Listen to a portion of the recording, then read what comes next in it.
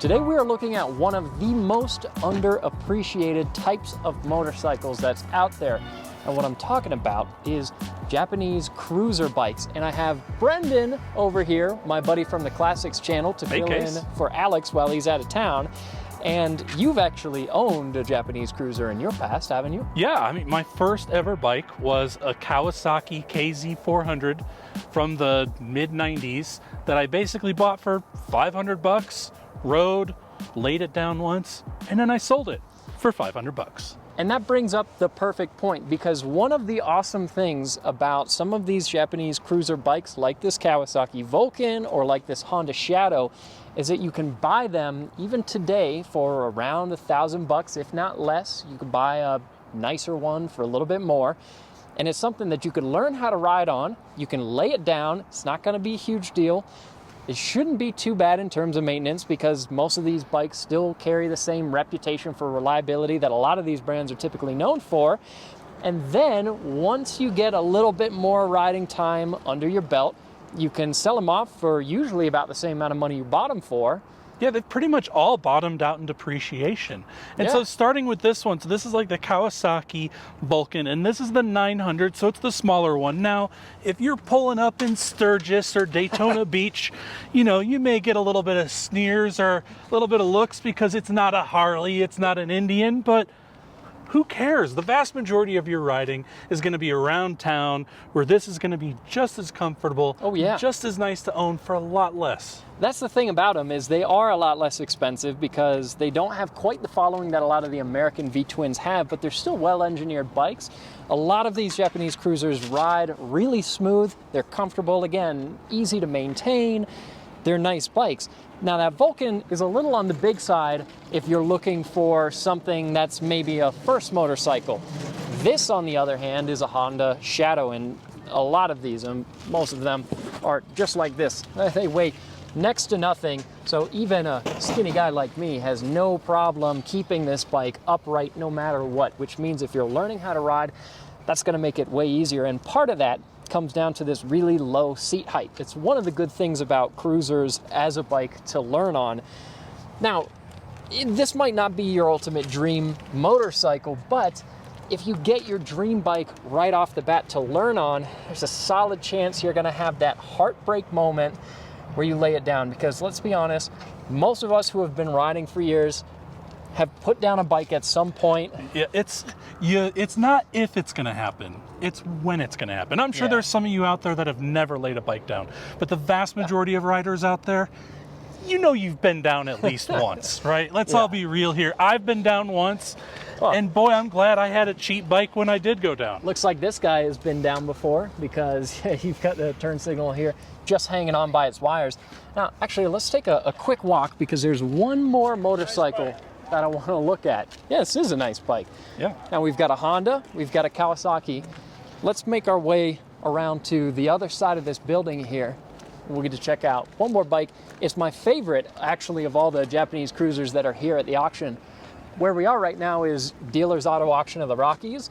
So this is a place that we get to come to and see a lot of vehicles that are coming out of dealerships. They're selling really cheap, and these bikes are no exception. And this one is my favorite that's here. This is a Suzuki Intruder.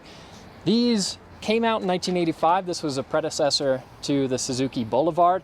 And look at it. I mean, it's a decent looking bike. Yeah, I mean, this kind of looks like a compact version of those old school choppers that you saw back in like the 70s and 80s, with this seat being a little bit high up and kind of narrow in the back.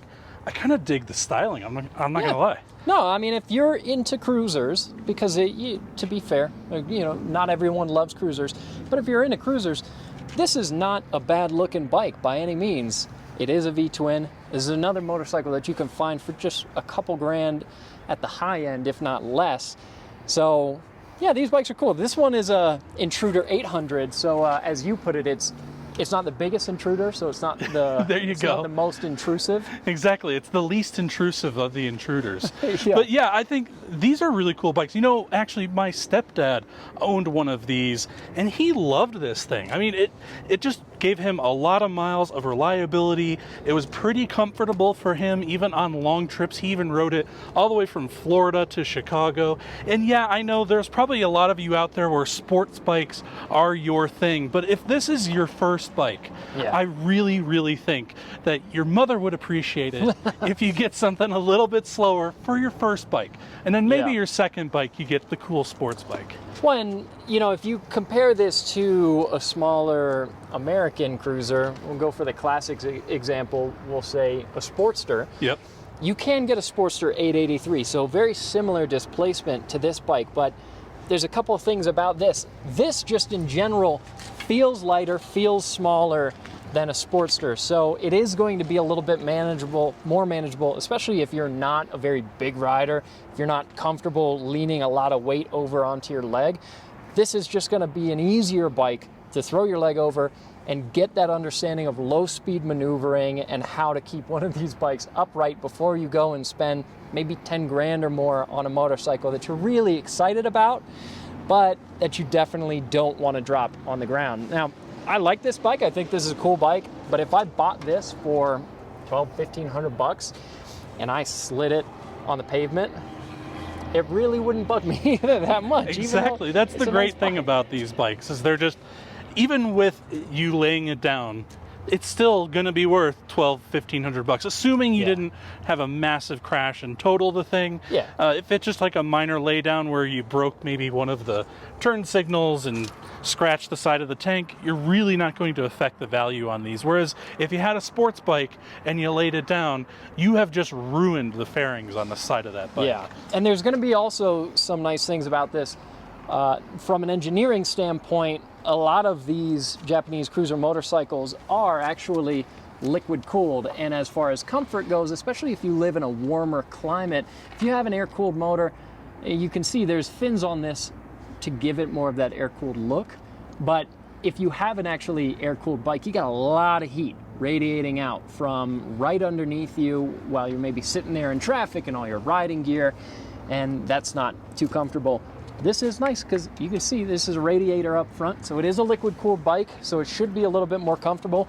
This bike is also shaft drive, so again, if you're looking at the maintenance aspect of motorcycles, this is not uncommon on some of these Japanese cruiser bikes to see a shaft drive, which just means, again, less maintenance. You don't have a chain that you have to figure out chain tension on. So yeah, there's a lot of potential positives with these motorcycles, and by far the top aspect of that on the list is the purchase price.